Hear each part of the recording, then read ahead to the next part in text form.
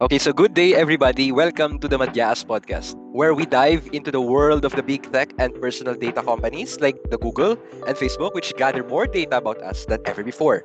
But what does it mean for our privacy? What are the ethical issues at play? And how should the government and industries respond? Let's answer those together with Jeff Batog, Glenn Bulaong, Jen Hamir, and yours truly, Carl Elipan. So, to start, let's have the scope of data collection. Hambal ni Andrew Lewis, if you're not paying for the product, then you are the product. Basically, amo man ni ang ginahimo sa mga big tech companies, kapara sa Google, Meta, kag TikTok. Sari-sari actually ang ginakuha nila nga data. May report ang New York Times nga biskan ang mga microtransactions nga ginahimo ta, for example, mag-browse lang sa isang product, mag-appear na dahil na sa imong algorithm. For example, sa Facebook, sa terms and conditions, gina-allow actually naton nga paon niya ang tanan niya data nga ginasubmit mo like age and gender. Using interactions naman such as likes, comments, and share, makahimo na si Facebook sang inference about sa status mo. With a combination pag sang location data, pwede ka niya i-bombard sang targeted ads. Of course, because of this massive data collection nga ginahimo sa mga big tech companies, damo man gyapon nga lising kay ang sa TikTok nga dali lang daw kuno maka-create sa account ang mga bata kag balaan man naton nga gina-collect sang TikTok ang ilang data kag basi possibly pa nga ginabaligya sa third party. Amo nang ging kasuhan sila nga gi-violate nila ang Children's Online Privacy Protection Act sa US. Another notable man gyapon nga settlement kay ang sa Google, where nagbayad sila sang $392 million about sa ila unclear location tracking policies. Kag syempre hindi gid madula ang Cambridge Analytica scandal nga natabo sa Facebook. Sa mga wala nakabalo about this, amo ni ang unauthorized nga pag-harvest sa personal data sa mga Facebook users para sa political agenda. Amo man ini ang nag-spark sa mga debate about sa mismanagement kag misuse sang personal information kag kung gaano ka-importante ang role sang social media sa politics. Moreover, may ara report ang Forbes nga ang mga big tech companies kay kabakal sa consumer data sa mga brands. Using sini, gabuild sila sang consumer profile para makita kung ano ang interest naton para makahatag sang relevant kag personalized nga advertisements kag interactions. So ano ang mga implications nini? Ethical ba ini? Pro-consumer ba ini in the first place? Ano sa tingin mo, Carl? Actually do agree kanimo, no? Kay the amount of data that these companies collect are far beyond sa aton nga ma-realize, no? From our nga search history, location, and even things nga we casually like kag share online. So those paint much deeper picture of who you are, and ang kicker kay that is a real informed consent. We just casually click accept for those long privacy policies without even understanding kay laba na siya mo. So there's include invasion of privacy, and it is really a big concern. Companies like Google and the Meta nagakolekt siya sa damo in amounts of personal data which has far beyond sa aton nga consciously share. May ara gali sa studies from the Pew Research Centers nagashow nga 79% of the Americans are concerned about how their data is being used. Yet ang mga tao kapabahala Japon mag-click sang accept without even reading the terms, no? So are we truly giving informed consent when most users don't fully understand what the data is being collected? Dira na masulod si data misuse and manipulation. So beyond sa aton nga targeted ads, there are actually research from the Guardians naga-reveal ni siya na this creates a psychological profiles was actually mentioned naman. These are the voting of the influencing elections, that not just advertising. It's also social engineering. So which brings a major ethical dilemma. Does that companies should have that power to influence politics? So may araman kita reach from data breaches. Those companies centralize those data and become the target hackers. Just look at 2017. The Equifax breach 143 million data, including ang SS numbers, was exposed. So according to the Identity Theft Research Center, those data breach cost companies billions, but the real cost falls on the individuals whose identities and finances are put at risk. Lastly, let's talk about the surveillance capitalism. It was actually coined by the Harvard professor Shoshana Zuboff. And nag-argue siya that companies commodify our data without even us realizing gina-turn tong behavior into a product they sell. Nag-raise isang question. Is it ethical that those gens profit from our private information without offering us compensation or just control of how it is used? We aren't the customer anymore. We are the product. So tech companies make massive profits by selling detailed insights. Is it ethical for them to profit of such intimate information without giving us fair share or control of how it is used?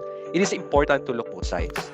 Companies argue that data collection helps improve the services and even provide free platforms like Facebook or Google Search. Those are free and exchange our user data. But from the business perspective, those target advertising is more efficient and personalized. Maka-benefit kini si company. And user are like, but at what cost? The societal impact of centralizing so much data in a few hands make us question whether this trade-off is truly fair. So, what should the government do and how they regulate this?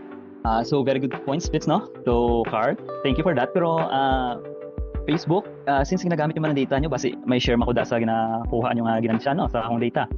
But I digress. So, let's take a step back sa mga current nga mga policies ng government. Anong mga current issues na in place? Just to give a background, one of the most decisive na regulations na nakita nato, no? In the past few years is the GDPR or the General Data Protection Regulation of the EU or the European Union. So, this is a framework, no? So, so this is applied in all member states of the European Union, pero pwede nila i-modify ni to suit their country. This took effect no 2018. Gimultahan niya ang Facebook and Meta with 1.2 billion euros for mishandling the transfer of EU user Facebook data to US servers. So ang natabo, i-transfer nila ang user data sa mga EU Facebook users, no? From EU to US servers. So ang gi-argue sa GDPR is that ang natabo kay wala sing enough protection while gina-transfer ang data sa huge data, no? So ang namulta is 1.2 billion euros for that mishandling.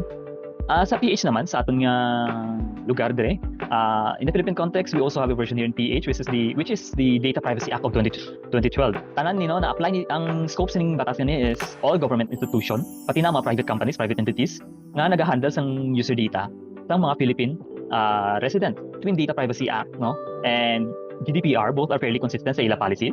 The big difference only is that ang ilang jurisdiction. So this is EU or the Philippines. So of course sa policy sa GDPR and Data Privacy Act, ang consent is of course mandatory.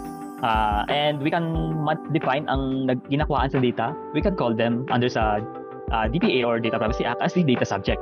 And sa data subject, dapat ang pagkuha sa data sa ilang ang consent sa data collector is that klaro kung ano nga data ang ginakuha sa data subject. So ano ba ang mga rights sa mga ginakuhaan sa data? Una, right to be informed. So dapat inform mo ang data subject kung i-start mo na ang pag-process ng data nga gikuha mo sa ila. Of course, kung may natabo nga data breaches, dapat i-inform mo man ang data subject and dapat i-coordinate mo ni sa National Privacy Commission. Try to object. So dapat si data subject, pwede niya i-cancel ang any type of data processing if ang data subject kay hindi na siya. Right to access. Ang data ni data subject na na-send niya, dapat dali lang siya i-access even while naka-store niya siya sa company. Ang right to correct or rectify. Dapat ang na-send nga data ni data subject, dapat modifiable ni siya. The right to block or remove. So dapat ang data subject, pwede niya i-remove ang data niya nga gisend sa data collector anytime and everywhere. Of the data subject is the right to data portability. Dapat ang mga companies or entities nga nag-handle sa data, pwede nila dapat dali lang i-download sa data subject ang ikuha nila nga data or pwede nila i-transfer sa any type of platform nga ang magamit ni data subject. For example lang, no, kung if you dig enough sa paggamit mo sa Facebook app sa Android or sa iOS, pwede mo i-transfer ang data mo from Facebook to Google Photos. Pwede mo i-download mismo in a readable text file ang imong mga data nga para sa Facebook. Another one, if feel ni data subject na may anomaly sa pag-handle ng data niya, pwede siya mag-file anytime isang complaint sa NPC. This is what we call the right to file a complaint. So kung ikaw, simple nga tao, kung feel mo may mali sa pag-handle ng data mo, Facebook man na, Google, or ang nagkuha lang sa survey sa balay nyo from census, pwede niyo siya i-complain, no? Maghatag sa complaint sa NPC and this is free anytime. And finally, I think this is the one always gina-apply, no? Since ang mga big tech companies kay ano man sila sa overseas. So this is the right to be indemnified. Any damages nga natabo, no, sa pag-mishandling ng data, dapat may compensation si data subject. So data subject can argue this sa court kung pila ang pwede niya nga makuha. Now, what I think ang lacking, no, para sa mga current policies nga ni, ang challenges usually sa mga policies, no, especially in the Philippines, is that ang mga larger tech companies kay centralized man and I can say nga medyo monopolistic, no, ang mga companies, no, nga nag-store sa data sa mga users ay usually sa overseas sila, so mga main service nila sa US. So ano na lang ni matabo, tubudlayan kita mag-enforce ang aton nga mga policies. So most likely, as mentioned before, ang mga katabo na lang is ginahatagan na lang ng compensation si data subjects ang mga mishandling sa data niya. And most of the time ang mga gihatag na mga compensation is very very low, no? Though kung baga ano lang na kagat lang na sa lamok sa yearly nga income sa mga companies gani. So dapat I think dapat dakuon pa gid ang mga penalties ng mga katabo diri, no. Another one, medyo ang kapag gusto makisa ang mga companies nga ni. Like kung sa GDPR ang pag-apply niya sa Europe, ang Facebook Messenger and Instagram gikuhaan nila sang mga certain features, no? So I think privacy regulations should not equate to reduce services. Kay as mentioned, ang Instagram gikuhaan nila sang mga stickers and posts na feature ang ilang messaging application. Kay ambal nila wala na sila access sa data. But this is such a weird implementation, no? Given that na Telegram open source and hasn't been flagged by GDPR, may features man silang amo ni without the data collection problems. I think this should be addressed, no, by forcing this company to adopt a privacy friendly na mga implementation. So this should I think some of the arguments na ginahimo sang Facebook is garbage. Tapos hinahimuan lang nila sa mga loophole, and ang nagatabo is cat and mouse case lang ang nagatabo, no. So ginangitaan sa mga loophole sang legal team sa mga companies nga ni ang mga regulations naton. Tapos nag-adapt lang ang mga lawmakers. So since may income man tanan ng mga ng companies nga ni, kaya nila i-sustain ni. So I think we should have a stronger na regulation, no. And I think some other possible solutions can be discussed by Jeff. Na-mention mo yung decentralization ng data ownership. So instead nga of big companies like Google or Facebook, yung maghandle ng info mo, stored siya sa data architecture na ginatawag nga data lake house, na combination sa elements between data lakes and data warehouse. So ang katatabog dire is that for the big companies or for the companies to gain access to your data, they would need to rent it from you, of course with your explicit permission to use it. Pero ang mga na-mention mo is problem is budlay siya implement as in a wider scale. So another idea is data portability and transparency. So dire ang mga users will have an easier time sa paglipat sa info nila once gumamit sila sa ibang service. In simpler terms, let's think of Facebook as a service, and let's say, for example, this is another service. This is the one you want to transfer with. So, di ba, sa phone, may ara ta SIM. And ang SIM nito contains contact info, messages, and all sorts of personal data. So, kung mag-transfer kita phone, di ba, ginakas lang natin ang SIM card na, then isalpak lang natin into the new one. So, amo lang ang concept niya na you just get your full data, then if hindi mo gusto ang mga service or mga phone, then you can just remove it, then sapak mo lang sa new phone or sa new service na gusto mong gamitin. And is ang paghimo or pag-establish sa mga independent ethic boards within those big tech companies or major tech companies. Bali, ang himuon sa mga ethic boards nito is that they would oversee how the companies would collect the user's data and how it will be used. And they will ensure that ang model na ginagamit sa company for collecting the data, or the model that the company plans to use, will align sa ethical standards and of course as well as the best interest ng public. So thank you, everyone. So we've covered a lot of ground today, from privacy concern to the regulations of the government.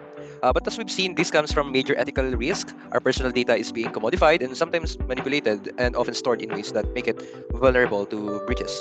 But at the end of the day, the ethical dilemma is clear. We live in an age nga ang data is power, and that power is centralized in the hands of just few companies, which raises critical questions about privacy, control, and accountability. It's up to us, for government companies and individuals, to find the balance between innovation and privacy, convenience and ethical responsibility. Thanks for joining these discussions. Remember, the choices we make today is about our data that will shape the future of privacy and democracy. Until next time, stay aware and stay curious.